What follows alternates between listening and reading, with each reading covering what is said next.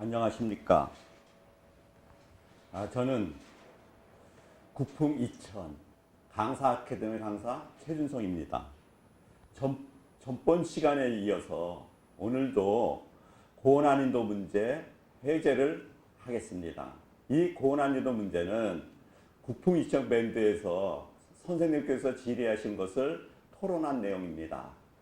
자, 먼저 오늘 수업 시작하기 전에 전번에 같이 공부한 것을 복습 좀 해보겠습니다.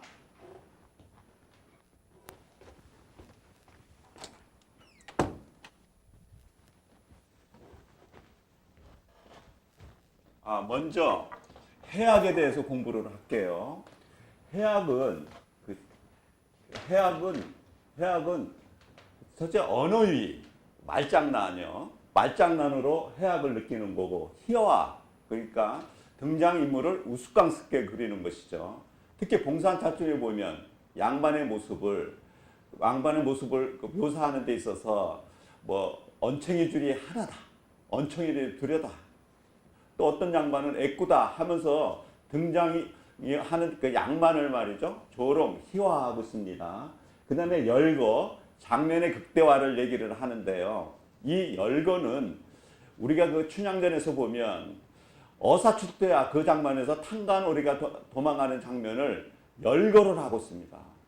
어떤 놈은 말이죠, 칼집에 오줌을 싸는 놈이 있는가 하면, 또 어떤 놈은 그 밥상을 가스로 쓰기도 하고, 어떤 놈은 마루 밑에서 쐐기 눈을 하고 있는데, 이렇게 열거를 하고 있습니다. 이렇게 열거를 할 때 장면의 극대화 방식입니다. 그 다음에 과장, 즉 뻥을 하고요, 또 왜곡시키기도 하고 그러죠. 그 다음에 사투리를 하다 보면은 우리가 김유정 작품의 보험본 같은 거에 대해서 사투리가 나오면은 해악을 느낄 수 있을 수 있습니다. 그 다음에 비속어가 쓸 때 김유정의 본범에서 보면 욕 장면이 많이 나오죠. 그래서 거기서 해악을 느낄 수 있습니다. 근데 중요한 것은, 우리가 말하는 해악은 우리가 그 작품을 읽고 어떤 재미를 느껴야지 해악이 아니라 형식을 보고 이렇게 6가지 형식, 즉 언어위, 희화, 열거, 장면의 극대화, 가장 왜곡, 사투리, 비속어 등 이런 형식이 나왔을 때 해악인 것이지, 우리가 재미있다고 느껴서 그게 해악이 아닙니다. 애들은 이게 해악이 있다고 얘기하면 이게 뭐가 재미있는데요? 이게 그죠. 독자가 재밌어서 해악이 아니라 이런 형식들이 나왔을 때 우리가 해악이라고 합니다. 그 다음에 배운 것은 바람직한 삶의 태도가 있습니다. 그리고 바람직한 삶의 태도는 뭐냐? 첫째, 극복의지입니다. 부정적 현실에 있어서 절망좌절치 않고 극복의지가 있을 때 우리는 바람직한 삶의 태도라고 그러죠. 그리고 퇴행적이 아니라 미래를 향해서 나가는, 미래의 어떤 밝은 미래를 위해서 나가는 자세, 이것도 바람직한 삶의 태도고요. 그 다음에 동정연민, 불쌍한 사람들, 소외된 사람을 볼 때 동정연민, 이기심이 아닌 동정연민을 할 때 이것도 바람직한 삶의 태도라고 그러고요. 그 다음에 이기적이 아닌 남을 위해서 희생봉사를 할 때 그것도 바람직한 삶의 태도라고 할 수 있겠습니다. 마지막으로 기다림이죠. 이베라님을 기다리다. 이 얘기는 이베라님에 대해서 긍정적으로 생각하고, 또 이베라님에 대한 만남에 대한 재회에 대한 소망, 이런 걸 드러내기 때문에 기다림도 그 바람직한 삶의 태도라고 할 수 있겠습니다.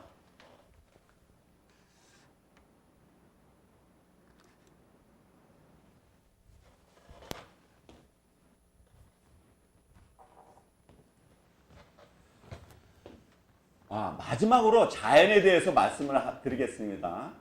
우리가 그 문학 작품에 있어서 자연이 많이 나오는데, 이 자연은 3가지로 나눌 수 있겠습니다. 첫째, 화자가 가고 싶어 한 것. 양반이 벼슬에서 은퇴를 하고, 나는 이제 자연에서 살다 죽으리라, 이런 자리에서 자연을 찾아간 곳은 이런 긍정적 공간입니다. 이 자연에서, 자기가 찾아간 자연에서의 어떤 화자의 태도는 자연친화, 안빈납도, 안부지적 등 자기가 현재 있는 자연에서 만족하는 공간이라고 할 수 있겠습니다. 하지만 이와 반대로 이 자연이 쫓겨간 자연이 될 수 있습니다. 이 쫓겨간 자연은 우리가 단도직입적으로 얘기해서 유배된 공간이죠. 우리가 고전지에서 유배 시가가 많이 나오죠. 북창가, 만원사 이런 유배 시가가 나오는데 여기서 유배 시가에서 나는 자연은 자기가 가고자 하는 자연이 아니라 유배로 인한 쫓겨간 공간이기 때문에 고통스럽죠. 삶에 고통스럽다는 그런 그 화자의 그 정서를 드러내고, 그래서 거기에 대해서 고통스러운 그 어떤 그 생활에서 따른 또 한을 드러내고, 혹 임금이 불러줄까 해서 또 춤도 드러냅니다. 이런 쫓겨간 공간은 대부분 유배시가에서 나옵니다. 마지막으로 현실 도피적 공간이 있습니다. 이거는 평민의 노래에서 많이 나오는데, 평민이 현실에다 너무 살기 힘들기 때문에 도피한 공간입니다. 우리 고려가에서 보면 청산불고 살얼이 살이라다, 청산에 살얼이 났다 이런 표현이 있는데, 여기서 청산에 살고 싶은 것은 양반처럼 자기가 가고 싶어서 간 공간이 아니라 현실에서 너무 먹고 살기 힘들기 때문에 도피적인 생각에서 간 공간입니다. 이렇게 자연은 가고 싶은 곳, 쫓겨간 곳, 현실 도피를 함에 따라서 한 그 자연, 이 세 가지로 대별될 수 있겠습니다. 이거는 지금까지 전번 시간에 공부한 것을 복습했고요.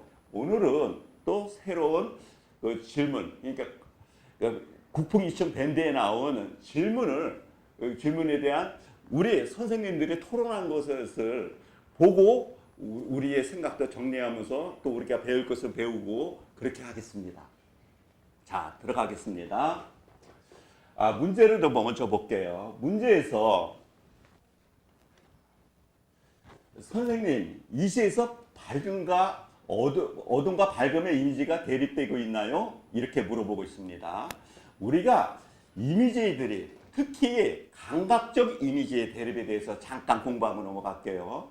이 감각적 이미지라는 것은, 보통 감각적 이미지의 대립은 시각적 이미지의 대립, 촉각적 이미지의 대립이 가장 대표적입니다.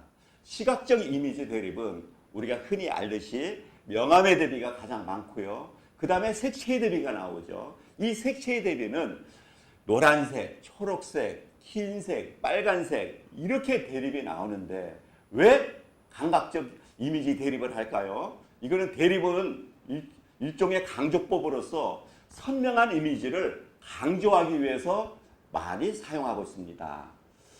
그래서 여기서 감각적 이미지의 대립인데, 어둠과 밝음의 이미지가 대립되고 있나요? 이렇게 얘기를 하고 있는데, 뒤뜰 어둠 속에서 이 어둠의 이미지죠. 어둠의 이미지고,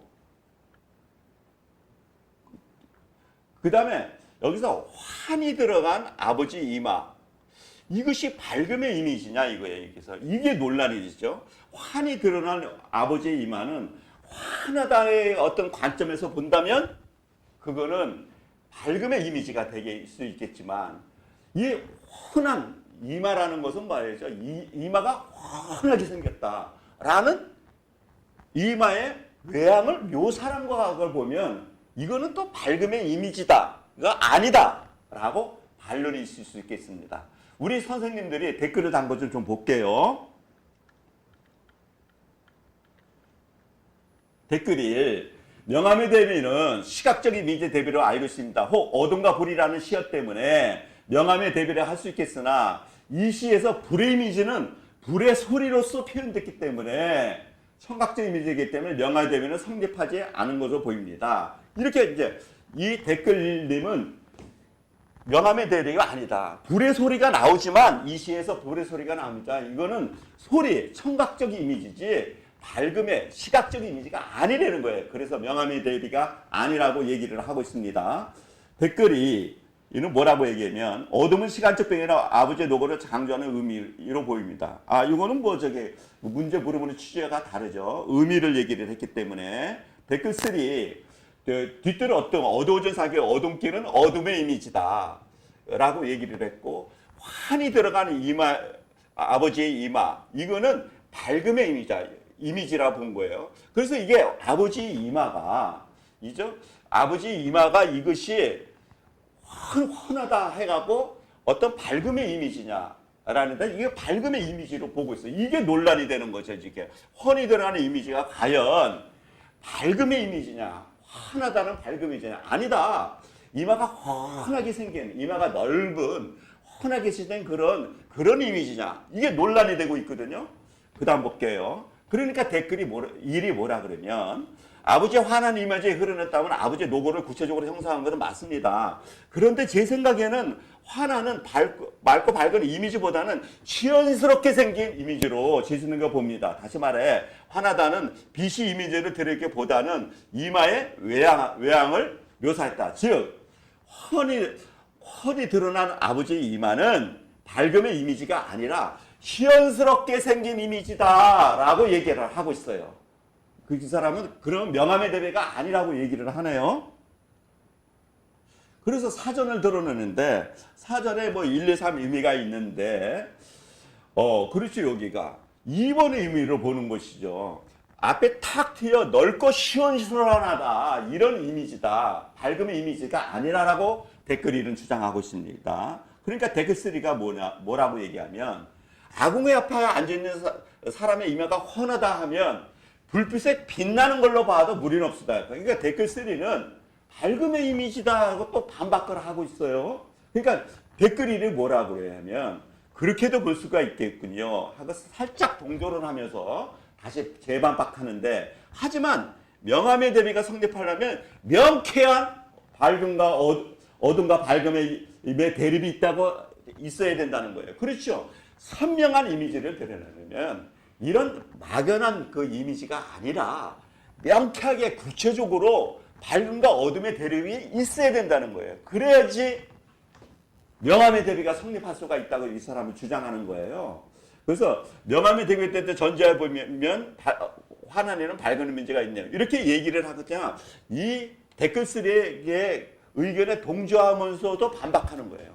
이 사람의 댓글 1의 근거는 뭐냐면, 명암의 대비가 성립하려면 명쾌하게 밝음과 어둠의 이미지가 대립이 있어야 된다는 겁니다. 이렇게 막연하게, 이렇게 중의적으로 해석할 수 있는 애매한 표현을 갖고는 명암의 대비가 명암의 대비가 성립하지 않다는 주장입니다. 여러분들은 어떻게 생각하나요? 이게 아버지의 환한 이마가 밝음의 이미지인지, 단지 시원스럽게 생긴 이마 이미지인지, 여러분들이 잘 알아서 판단해 주시기 바랍니다. 다음 질문 4로 넘어가겠습니다.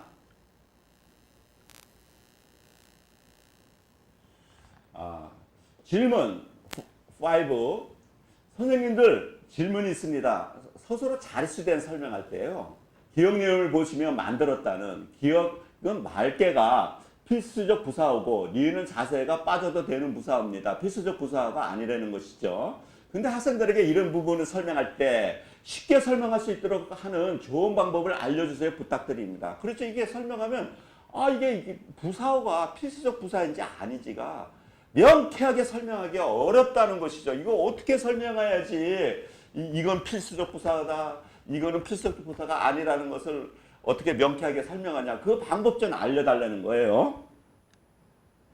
여기 보기에 보면은 여기 있죠. 여기 나와볼게요. 어두운 색을 밝게 만들었다. 이 밝게는 생략하면 안 되는 거예요. 그래서 어두운 색을 만들었다? 어떻게 만들었는데? 그러니까 밝게는 필수적 부사라는 것인데, 니은을 한번 봅시다. 동아리 회칙을 자세하게 만들었다. 이 자세하게는 생략을 해도 말이 돼요. 동아리 회칙을 만들었다. 말이 되죠? 그러면 자세하게는 필수적 부사가 아니라는 거예요. 근데 이렇게 설명하도 애들이 이해가 안 된다는 거예요. 어떻게 설명해야지 애들이 이거는 필수적 부사다, 아니다를 어떻게 이해하기가 쉬울까요? 하여튼 밑으로 내려가겠습니다. 그러니까 댓글 1이 뭐라 그러면, 색을 만들었다는 의미상 말이 안 되고 회칙을 만들었다는 말이 되고 뭐 이런 식으로 설명했는데요. 이렇게 얘기해요. 이 사람은 말이죠. 이런 얘기예요. 이게 그러니까 부사를 빼면은 부사를 빼서 말이 안 되면 필수적 부사라고 또 부사를 빼도 말이 되면 필수적 부사가 아니라고 얘기하고 있는데요. 그러니까 질문자가 다시 질문하기를 댓글일님 답변 감사합니다. 근데 애들이 많이 헷갈려합니다. 어두운 색을 만들었다?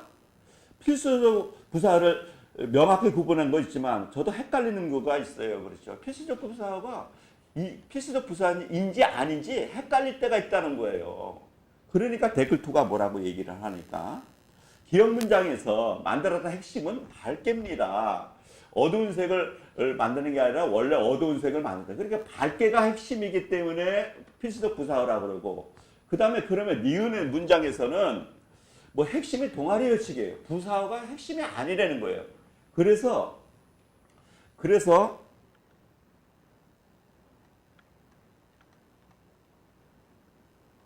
자세하게 그죠? 여기는 만들었다가 그 핵심어기 때문에 자세하게가 핵심어가 아니라는 거예요. 그래서 자세하게는 필수적 부사가 아니다.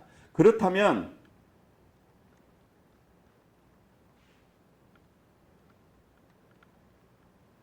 댓글 2님은 뭐라고 얘기하면 뭐가 핵심어다라는 거예요. 그러니까 부사어가 핵심어로 쓰였으면 그건 필수적 부사어고 부사어가 핵심어로 안 쓰였으면 필수적 부사가 아니라는 거예요. 그래서 제가 답변하기를 제가 국풍이천의 매니저로 있습니다. 국풍이천 밴드의 매니저로 있습니다. 이 매니저는 접니다. 제가 뭐라고 답변했으면 필수적 부사의 여부를 설명하는 방법을 묻고 계십니다. 특정 서술로 해서 필수적 부사가 애매할 때는 저는 그 부사를 생략해 봅니다. 이런 얘기예요. 생략해도 문장의 의미가 온전하면 그냥 부속성분, 즉 필수적 부사가 아니라는 것이고 아니면 필수적 부사를 판단합니다. 하지만 이런 방법은 말이 쉽지 생략하면 안 되는 것 같기도 하고 생략해도 될 것 같은 애매한 경우가 있다는 것이죠. 이럴 경우 저는 언어적 직관으로 풉니다. 그렇죠. 한국어는 우리 모국어예요. 꼭 우리가 명확하게 알거나 배우지 않아도 우리가 감각적으로 직관적으로 알 수가 있다는 것이죠. 그게 뭐 언어적 직관인데 언어적 직관은 풉니다. 생략하다 왠지 부자연스러우면 필수적으로 판단했습니다. 즉 청자 입장에서 누구와 어떻게 어디로 어디에 무엇으로 누구에게 이러고 부사어죠. 그냥 답이 필수적으로 요구하는 서술일 경우에는 그 부사를 생략할 수 없게 필수적으로 봤습니다. 라고 설명을 했어요. 그랬더니 댓글 3는 뭐라고 답하면 상태 변화나 방향 이동 등 변화상을 함의한 서술어는 부사를 부사를 필요로 한다고 얘기합니다는 거죠. 그렇죠.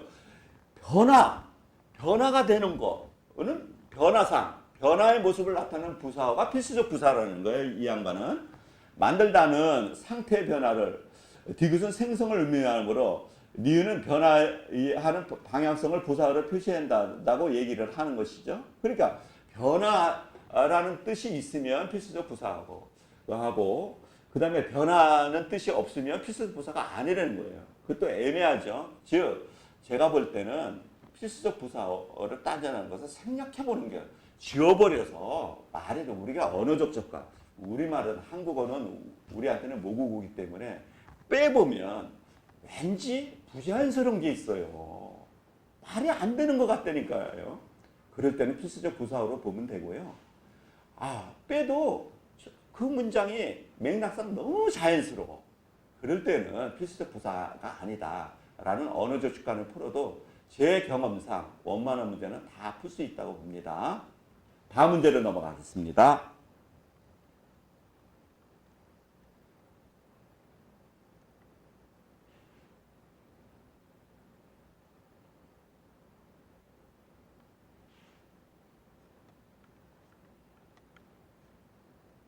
문제 해설을 부탁드립니다.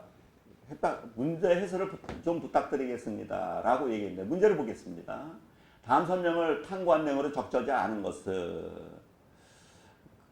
얘는 뭐라 그러면 복합어는 뭐 합성하고 파생어가 있다고 해서 복합어를 둘레 쪽에 있을 때 두 가지가 모두 어근이면 합성어고 둘 중 하나가 접수하면 파생어다라는 것이죠. 이런 걸 뭐라 그럽니까? 직접 구성 분석이라는 거죠. 복합어를 둘로 쪼개서 분석하는 방식을 직접 구성 분석이라고 하죠. 직접 구성 분석을 해서 둘 다 어근이면은 합성어, 둘 중에 하나가 접사면은 파생어라고 보기는 설명하고 있습니다. 그래서 이제 얘가 기억, 니은, 디귿을 미은 5가지가 나오고 있는데요. 이게 문제가 뭐였죠? 적절하지 않는 걸 찾는 것이죠. 적절하지 않는 것인데. 그 5번이 답인 것 같아요. 5번 답지가 적절하지 않대요. 5번 한번 읽어보겠습니다. 미음은 두 개의 어근과 하나의 접소로 된 파생어다라고 얘기를 하는데 미음을 볼게요. 미음은 오르막길이네요. 그래서 여기 댓글 1이 뭐라 그랬으면 직접 구성으로 푸시면 돼요. 1차 분석 시 오르막길이 먼저이기 때문에 합성어입니다. 라는 것이죠. 그래서 이게 오르막길은 오르막하고 길 두 개로 쫙 쪼갤 수 있습니다. 그게 직접 구성 분석으로 푸는 것인데 직접 구성 분석은 직접 구성 분석을 전수는 두 개를 쪼개는 거라 그랬죠. 두 개를 쪼개 보겠습니다. 오르막길은 오르막과 길로 쪼개는 것인데 오르막은 뭐냐 이게 오르막은 오르다. 오르라는 어간이죠. 어간은 어근이죠. 막이라는 접사가 합쳐지기 때문에 오르라는 어간이랑 막이라는 접사가 합쳐서 이거는 파생 명사가 됐습니다. 파생어지만 명사예요. 결론적으로 파생 명사는 뭡니까? 어근이죠. 어근. 길은 뭐 명사니까 당연히 어근이고요. 오르막은 파생 명사입니다. 파생 명사도 명사기 때문에 어근입니다. 길은 당연히 명사기도 어근. 어근 더하기 어근이니까 합성어라고 얘기를 해야지 파생어라고 해서 틀린 거예요. 그래서 답이 5번입니다. 다음에 7번으로 넘어가겠습니다. 마지막 문제 7번으로 넘어가겠습니다. 7번 문제 질문을 읽어보겠습니다. 질문이 있어 글을 올려봅니다. 사설시대 리메오마 학원을 해서 3대가 살뜰히도 나를 속였겠다는 표현이 저는 반어적 표현으로 가는데 정근의 상처보다 주객전도가 되는 것인가요? 이거는 내신인가 보네요. 이 내신 문제에서 여기에 밑줄친 한번 읽어볼게요. 사흔날 갈갈이 먹던 주추류 3대가 그렇죠? 3대가 좋으네요. 살뜰히도 알뜰히도 날 속였다라고 얘기하네요. 주추류 3대가 알뜰히도 날 속였다라고 얘기를 하는데 여기는 진짜 중요한 게 이 살뜰히도만 알뜰히도만 쳤으면은 이게 이제 반어가 되겠는데 사흔날 갈갈이 벗긴 주추류 3대 할뜰히 날 속였다. 이 전체를 줄을 쳤어요.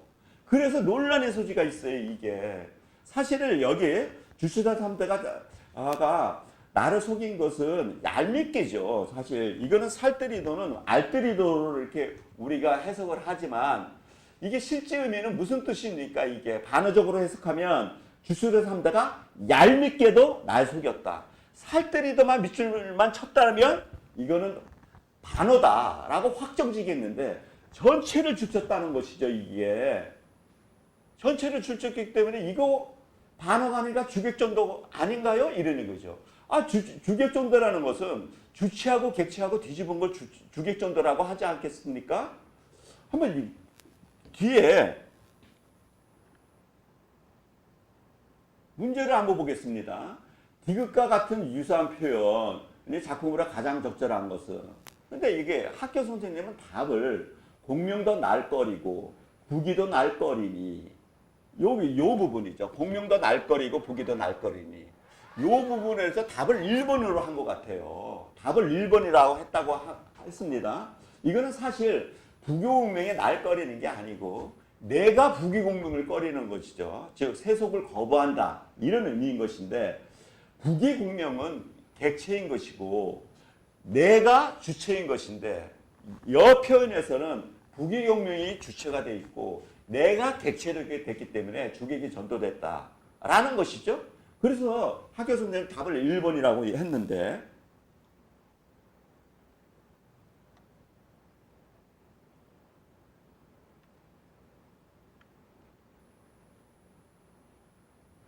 여기서 그 선생님들의 의견을 읽어보겠습니다.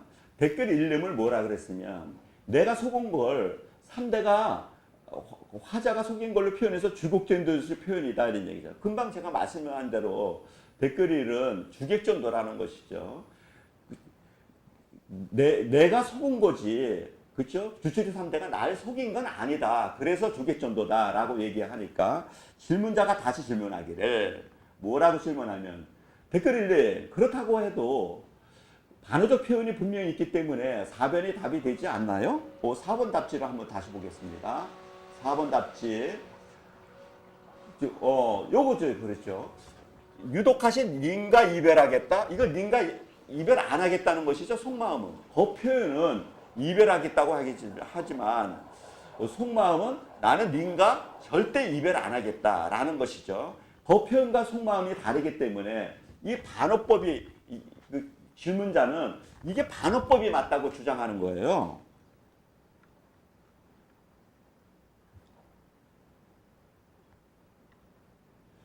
그러니까 댓글이 다시 답하기를 질문자님 출제자의 초점을 주객전도의 표현에만 둔 것 같아요. 이럴 때 참 답답합니다. 인정을 안 하면 그만이라서. 이거 뭐예요? 칼자루는 학교 선생님이 지었으니까 학교 선생님 뜻대로 주객전도를 답이라고 해야 된다는 거예요. 그러니까 질문자가 또 다시 또 질문하기를 댓글을 능피관계가, 그러니까 능동과 피동관계가 각각 주객전도로 볼 수 있는 건가요? 이런 얘기예요. 그렇죠. 상대를 나를 속였던 능동이죠. 내가 상대에 속았다는 피동이죠. 그 다음에 피동과 능동의 관계인데 이가 또 그렇게 주객전도라고 볼 수 있나요? 이렇게 얘기를 하는 것이죠. 분명히 주객전도는 화자의 주체적 행위를 근거로 하는 게 아닌가요? 이런 얘기를 하는 것인데요. 그렇죠. 여기 얘는 뭐냐? 얘라고 하면 안 되죠. 질문자는 그렇죠. 이게 화자가 주체적 행위를 할 때만 주객전도가 성립되는 것이 피동에서는 성립이 안 된다는 것이죠. 능동일 경우에만 주객전도가 성립하는 것이지. 내가 상대에게 속았다. 피동문에서는 주체가 주객전도가 성립이 안 된다고 주장하고 있어요. 그러니까 댓글이가 뭐라고 얘기하면 저는 주체와 객체가 바뀐 표현이 아니다고 한 표. 근데 표현법 반언은 맞나요? 제 생각에는 1번을 답하라는 거는 의인이 갖고 간다 싶어요. 얘는 의인법이라는 거예요. 또 의인법이기 때문에 잠깐 예라고 해서 죄송한데 그 댓글 이님은 의인법을 써서 답이 1번이라는 거예요.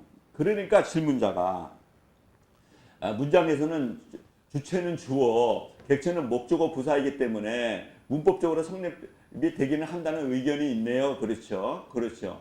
문장에서는 주체는 주어, 객체는 목적어와 보어가 객체이기 때문에 성립할 수가 있다라고 또 얘기를 해요.